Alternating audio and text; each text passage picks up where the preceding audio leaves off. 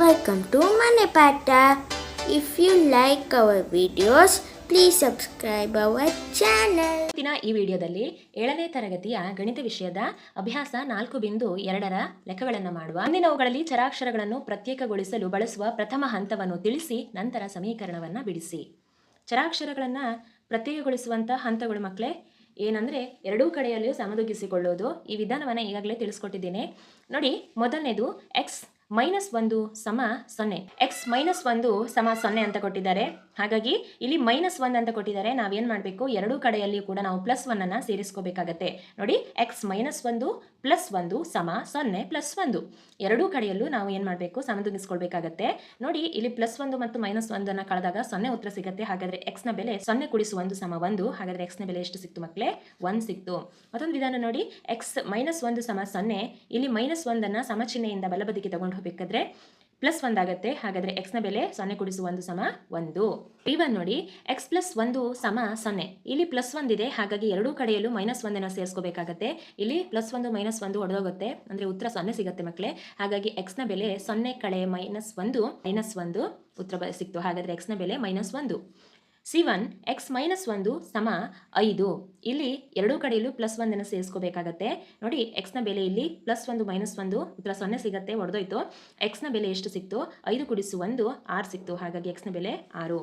ಇಲ್ಲಿ ನೋಡಿ, x+6 ಸಮ 2 ಕೊಟ್ಟಿದ್ದಾರೆ. ಇಲ್ಲಿ +6 ಇದೆ. ಹಾಗಾಗಿ ನಾವು ಎರಡೂ ಕಡೆಯಲ್ಲೂ -6 ಅನ್ನು ಸೇರಿಸ್ಕೋಬೇಕಾಗತ್ತೆ. ಅವಾಗ +6 -6 ಎಡಗಡೆಯಲ್ಲಿ 0 ಬಂತು. x ನ ಬೆಲೆ 2 × 6 -4 ಉತ್ತರ ಸಿಕ್ಕಿದೆ. -4 ಸಮ -7. ಇಲ್ಲಿ -4 ಕೊಟ್ಟಿದ್ದಾರೆ. ಹಾಗಾಗಿ ಎರಡೂ ಕಡೆಯಲ್ಲೂ +4 ಅನ್ನು ಸೇರಿಸ್ಕೊಳ್ವಾ ನೋಡಿ. ಇಲ್ಲಿ y +4 -4 ಹೊಡೆದೋಯ್ತು. ಹಾಗಾಗಿ y ಮಾತ್ರ ಉಳಿಯುತ್ತೆ. -7 +4 ವಿರುದ್ಧ ಚಿಹ್ನೆಗಳಿದ್ದಾಗ ಕಳಿಬೇಕು. ದೊಡ್ಡ ಸಂಖ್ಯೆ ಚಿಹ್ನೆ ಮೈನಸ್ ಆಗುತ್ತೆ. 7 × 4 3. y ನ ಬೆಲೆ -3. F1 y -4 ಸಮ 4. ಇಲ್ಲಿ -4 ಇದೆ. ಹಾಗಾಗಿ ಎರಡು ಕಡೆಯಲ್ಲೂ +4 ಅನ್ನು ಸೇರಿಸ್ಕೋಬೇಕಾಗತ್ತೆ. y -4 +4 ಸಮ 4 + 4. ಇಲ್ಲಿ -4 +4 ಹೋಯಿತು. ಹಾಗಾಗಿ y ಸಮ 4 × 4 8. y ನ ಬೆಲೆ 8. G y+4 ಸಮ 4. ಇಲ್ಲಿ +4 ಇದೆ. ಹಾಗಾಗಿ ಎರಡೂ ಕಡೆಯಲ್ಲೂ -4 ಅನ್ನು ಸೇರಿಸ್ಕೋಬೇಕಾಗತ್ತೆ. ಇಲ್ಲಿ 4 -4 ಹೋಯಿತು. y ಸಮ 4 - 4 ಎಷ್ಟು ಸಿಕ್ತು ಮಕ್ಕಳೇ? 0. ಹಾಗಾಗಿ y ನ ಬೆಲೆ 0. H1 y+4 ಸಮ -4. ಇಲ್ಲಿ +4 ಇದೆ. ಹಾಗಾಗಿ -4 ಅನ್ನು ಎರಡೂ ಕಡೆಯಲ್ಲಿ ಸೇರಿಸ್ಕೋಬೇಕಾಗತ್ತೆ. ಇಲ್ಲಿ -4 +4 0. y ಸಮ -4 -4 ಸಮ ಚಿಹ್ನೆಗಳಿದ್ದಾಗ ಕೂಡ್ಕೋಬೇಕಾಗತ್ತೆ. 4 × 4 8. ಇಲ್ಲಿ ಚಿಹ್ನೆಗಳು ಸಮವಾಗಿದ್ದಾಗ ಅದೇ ಚಿಹ್ನೆಯನ್ನು ಹಾಕಬೇಕು, -8. ಎರಡನೇದು, ಈ ಮುಂದಿನವುಗಳಲ್ಲಿ ಚರಾಕ್ಷರವನ್ನು ಪ್ರತ್ಯೇಕಗೊಳಿಸಲು ಬಳಸುವ ಪ್ರಥಮ ಹಂತವನ್ನು ತಿಳಿಸಿ ನಂತರ ಸಮೀಕರಣವನ್ನು ಬಿಡಿಸಿ. ಫಸ್ಟ್ ಒನ್, 3l ಸಮ 42.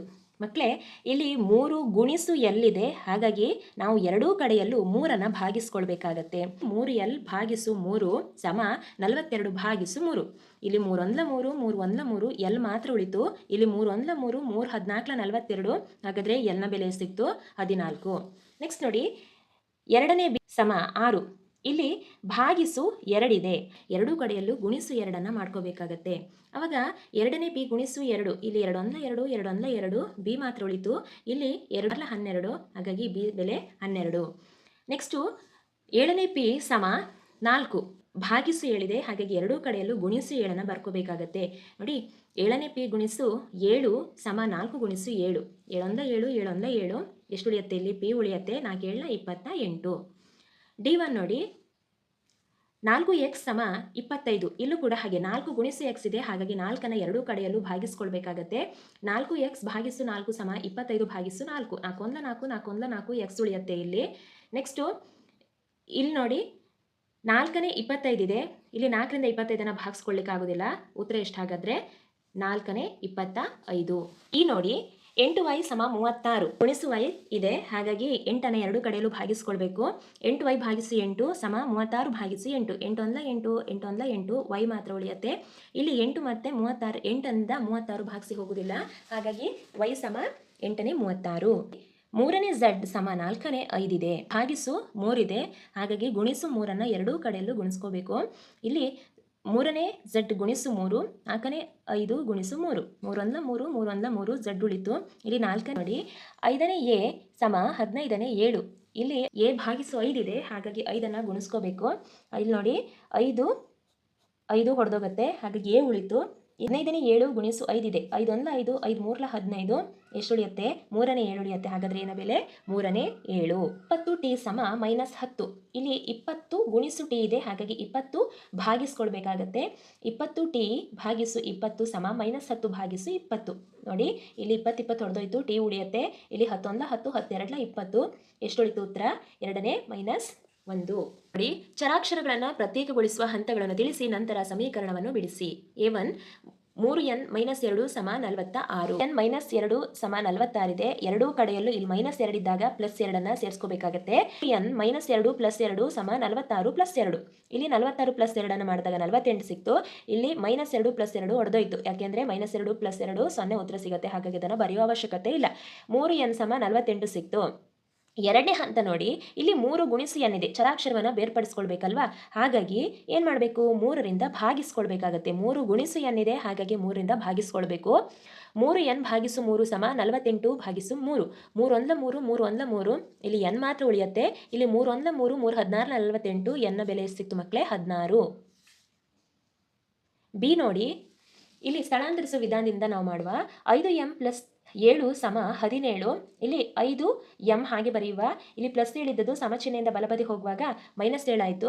ಅವಾಗ 17ರಲ್ಲಿ 7 ಕಳೆದ್ರೆ 10 ಉಳಿಯುತ್ತೆ. 5m ಸಮ 10. ಇಲ್ಲಿ 5 ಗುಣಿಸು m ಇದೆ, ಹಾಗಾಗಿ ಸಮಚಿಹ್ನೆಯಿಂದ ಬಲಬದಿ ತಗೊಂಡು ಹೋಗುವ 5ಅನ್ನು m ಮಾತ್ರ ಉಳಿಯುತ್ತೆ. ಇಲ್ಲಿ ಗುಣಿಸು 5 ಇದ್ದದ್ದು ಇಲ್ಲಿ ಹೋಗುವಾಗ ಭಾಗಿಸು 5 ಆಯಿತು. 5 1 5, 5 2 10, m ಸಮ 2. ಇದನ್ನೇ ನಾವು ಸರಿದೂಗಿಸುವ ವಿಧಾನದಲ್ಲೂ ಕೂಡ ಮಾಡ್ಬೋದು. ನೋಡಿ, 5m + 7, ಇಲ್ಲಿ +7 ಇರುವ ಕಾರಣ ಇಲ್ಲಿ +7 -7 ಹೋಯಿತು. 5m ಉಳಿಯುತ್ತೆ. ಇಲ್ಲಿ 17ರಲ್ಲಿ 7 ಕಳೆದ್ರೆ 10 ಮಕ್ಕಳೇ. ಇಲ್ಲಿ 5 ಗುಣಿಸು m ಇದೆ, ಹಾಗಾಗಿ ಇಲ್ಲಿ ಏನು ಮಾಡಬೇಕು? ಎರಡೂ ಕಡೆಯಲ್ಲೂ ಕೂಡ ನಾವು 5ರಿಂದ ಭಾಗಿಸ್ಕೊಳ್ಬೇಕಾಗತ್ತೆ. ನೋಡಿ, 5 1 5, 5 1 5, m ಮಾತ್ರ ಉಳಿತು. 5 1 5, 5 2 10, ಉತ್ತರ ಎಷ್ಟು? 2. ಇದು ಸಮದೂಗಿಸುವ ವಿಧಾನ. 3ನೇ 20p ಸಮ 40. ಇಲ್ಲಿ 3ನೇ 20p ಅಂತ ಇದೆ, ಹಾಗಾಗಿ ಇಲ್ಲಿ ಭಾಗಿಸು 3 ಇದೆ. ಅದನ್ನು ಸಮಚಿಹ್ನೆಯಿಂದ ನಾವು ಬಲಬದಿ ತಗೊಂಡು ಹೋಗಬೇಕಾದ್ರೆ ಗುಣಿಸು 3 ಆಗುತ್ತೆ. ಆವಾಗ 20p ಇಲ್ಲಿ ಉಳಿತು. 3 4 12, ಅಂದರೆ 120 ಉತ್ತರ ಬಂತು. ಇಲ್ಲಿ 20p ಅಂತ ಇದೆ. 20 ಗುಣಿಸು p ಇದ್ದದ್ದು ಗುಣಿಸು 20 ಭಾಗಿಸು 20 ಆಗುತ್ತೆ. ಇಲ್ಲಿ p ಮಾತ್ರ ಉಳಿತು. 120 ಭಾಗಿಸು 20. 21 20, 26 120, ಹಾಗಾಗಿ p ನ ಬೆಲೆ 6. ಇದನ್ನು ನಾವು ಚರಾಕ್ಷರವನ್ನು ಪ್ರತ್ಯೇಕಗೊಳಿಸುವ ವಿಧಾನದಿಂದ ಮಾಡೋದಾದ್ರೆ ಎರಡೂ ಕಡೆಯಲ್ಲೂ ನಾವೇನು ಮಾಡಬೇಕಾಗತ್ತೆ? 3ಅನ್ನು ಗುಣಿಸ್ಕೋಬೇಕಾಗತ್ತೆ. ಮೊದಲಿಗೆ 3ಅನ್ನು ಗುಣಿಸುವ. 3 1 3, 3 1 3, 20p ಉಳಿತು. ಇಲ್ಲಿ 120 ಆಯಿತು. ಪುನಃ ಏನು ಮಾಡಬೇಕಾಗತ್ತೆ? ಇಲ್ಲಿ ಗುಣಿಸು 20. ಈ ಎರಡೂ ಕಡೆಯಲ್ಲೂ ನಾವು 20ಅನ್ನು ಭಾಗಿಸ್ಕೊಳ್ಬೇಕಾಗತ್ತೆ. ನೋಡಿ, 20 20 ಹೋಯಿತು. ಇಲ್ಲಿ p ಮಾತ್ರ ಉಳಿತು ಮಕ್ಕಳೇ. ಇಲ್ಲಿ 21 20, 26 120. p ಭಾಗಿಸು 10 ಸಮ 6. ಮೊದಲಿಗೆ ಇಲ್ಲಿ 10 ಇದೆ, ಹಾಗಾಗಿ ಎರಡೂ ಕಡೆಯಲ್ಲಿಯೂ ಗುಣಿಸು 10ಅನ್ನು ಮಾಡುವ. ಅವಾಗ ಈ 10ಕ್ಕೆ 10 ಹೊಡೆದಾಯ್ತು. 3p ಮಾತ್ರ ಉಳಿತು ಮಕ್ಕಳೇ. ಇಲ್ಲಿ 6 10 60 ಆಯಿತು. ಪುನಃ ಚರಾಕ್ಷರನ ಬೇರ್ಪಡಿಸ್ಕೊಳ್ಬೇಕು. ಇಲ್ಲಿ 3 ಗುಣಿಸು p ಇದೆ, ಹಾಗಾಗಿ 3ಅನ್ನು ಭಾಗಿಸ್ಕೊಳ್ಳುವ ಎರಡೂ ಕಡೆಯಲ್ಲೂ. ಇಲ್ಲಿ p ಮಾತ್ರ ಉಳಿತು. 3 1 3, 30, ಹಾಗಾದರೆ p ನ ಬೆಲೆ 20 ಸಿಕ್ತು. ಅದೇ ನಾವು ಸ್ಥಳಾಂತರಿಸುವ ವಿಧಾನ ಮಾಡಿದ್ರೆ ಇಲ್ಲಿ ಕೂಡ ನಮ್ಗೆ ಏನು ಸಿಗುತ್ತೆ? 20 ಉತ್ತರನೇ ಸಿಗುತ್ತೆ ಮಕ್ಕಳೇ. ನೋಡಿ, ಮುಂದಿನ ಸಮೀಕರಣಗಳನ್ನು ಬಿಡಿಸಿ. ಈ ಸಮೀಕರಣಗಳನ್ನು ಸ್ಥಳಾಂತರಿಸುವ ವಿಧಾನದ ಮೂಲಕ ಬಿಡಿಸಿದ್ದೇನೆ. ಮೊದಲನೇದು ನೋಡಿ, 10p ಸಮ 100. ಇಲ್ಲಿ p ಅನ್ನು ಮಾತ್ರ ಇಟ್ಕೊಳ್ಳುವ. 10 ಗುಣಿಸು p ಇದೆ, ಹಾಗಾಗಿ ಗುಣಿಸು 10 ಇದ್ದು ಸಮಚಿಹ್ನೆಯಿಂದ ಬಲಬದಿಗೆ ಹೋಗುವಾಗ ಭಾಗಿಸು 10 ಆಗುತ್ತೆ. ಆವಾಗ 10 1 10, 10 10 100, ಹಾಗಾದರೆ p ನ ಬೆಲೆ 10. B1 ನೋಡಿ, 10p + 10 ಸಮ. ಇಲ್ಲಿ 10p +10 ಇದೆ, ಸಮಚಿಹ್ನೆಯಿಂದ ಅದನ್ನು ನಾವು ಬಲಬದಿ ತಗೊಂಡು ಹೋಗುವ. -10 ಆಯಿತು. 100ರಲ್ಲಿ 10 ಕಳೆದ್ರೆ 90. ಇಲ್ಲಿ 10p ಅನ್ನು ಹಾಗೆ ಬರ್ಕೊಳ್ವಾ. ಇಲ್ಲಿ p ಅನ್ನು ಮಾತ್ರ ಇಟ್ಕೊಳ್ವಾ. 10 ಗುಣಿಸು p ಅದದ್ದು ಸಮಚಿಹ್ನೆಯಿಂದ ಬಲಬದಿಗೆ ಹೋಗುವಾಗ ಭಾಗಿಸು 10 ಆಯಿತು. 10 1 10, 19 90, ಹಾಗಾಗಿ p ನ ಬೆಲೆ 9. p ಭಾಗಿಸು 4 ಸಮ 5. ಇಲ್ಲಿ ಭಾಗಿಸು 4 ಇದೆ, ಸಮಚಿಹ್ನೆಯಿಂದ ಬಲಬದಿಗೆ ಹೋಗುವಾಗ ಗುಣಿಸು 4 ಆಯಿತು. p ನ ಬೆಲೆ ಎಷ್ಟಾಯಿತು? 5 4 20. D1 ನೋಡಿ, -p ಭಾಗಿಸು 3 ಸಮ 5.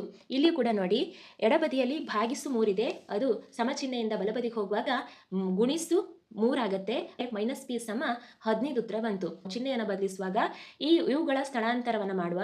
ನೋಡಿ, -p ಇದ್ದದ್ದನ್ನು ನಾವು ಸ್ಥಳಾಂತರಿಸಿದಾಗ ಸಮಚಿಹ್ನೆಯಿಂದ ಬಲಬದಿಗೆ ತಂದಾಗ +p ಆಯಿತು. ಇಲ್ಲಿ +15 ಇದ್ದದ್ದು ಸಮಚಿಹ್ನೆಯಿಂದ ನಾವು ಎಡಬದಿ ತಗೊಂಡು ಹೋಗುವಾಗ -15 ಆಯಿತು. ಹಾಗಾದರೆ p ನ ಬೆಲೆ -15. ಈವನ್ ನೋಡಿ 3p ಭಾಗಿಸು 4 ಸಮ 6. ಇಲ್ಲಿ ಭಾಗಿಸು 4 ಇದೆ, ಹಾಗಾಗಿ ಸಮಚಿಹ್ನೆಯಿಂದ ಬಲಬದಿ ಹೋಗುವಾಗ ಗುಣಿಸು 4 ಆಯಿತು. ಇಲ್ಲಿ 3p ಮಾತ್ರ ಉಳಿಯುತ್ತೆ. 3p ಸಮ 6 4 24. p ನ ಬೆಲೆ ಎಷ್ಟಾಯಿತು? 3 ಗುಣಿಸು p ಇತ್ತು ಮಕ್ಕಳೇ, ಹಾಗಾಗಿ ಸಮಚಿಹ್ನೆಯಿಂದ ಬಲಬದಿ ಹೋಗುವಾಗ ಭಾಗಿಸು 3 ಆಯಿತು. 3 1 3 3 8 24. p ನ ಬೆಲೆ 8. F1 ನೋಡಿ 3s ಸಮ -9. ಇಲ್ಲಿ s ಅನ್ನು ಮಾತ್ರ ಇಟ್ಕೊಳ್ಳುವ. 3 ಗುಣಿಸು s ಇತ್ತು, ಹಾಗಾಗಿ ಗುಣಿಸು 3 ಇದ್ದದ್ದು ಭಾಗಿಸು 3 ಆಗುತ್ತೆ ಸಮಚಿಹ್ನೆಯಿಂದ ಬಲಬದಿ ಹೋಗುವಾಗ. 3 1 3 3 3 9. ಅವಾಗ s ನ ಬೆಲೆ ಎಷ್ಟು ಸಿಕ್ತು ನಮಗಿಲ್ಲಿ? -3. G1 3s + 12 ಸಮ 0.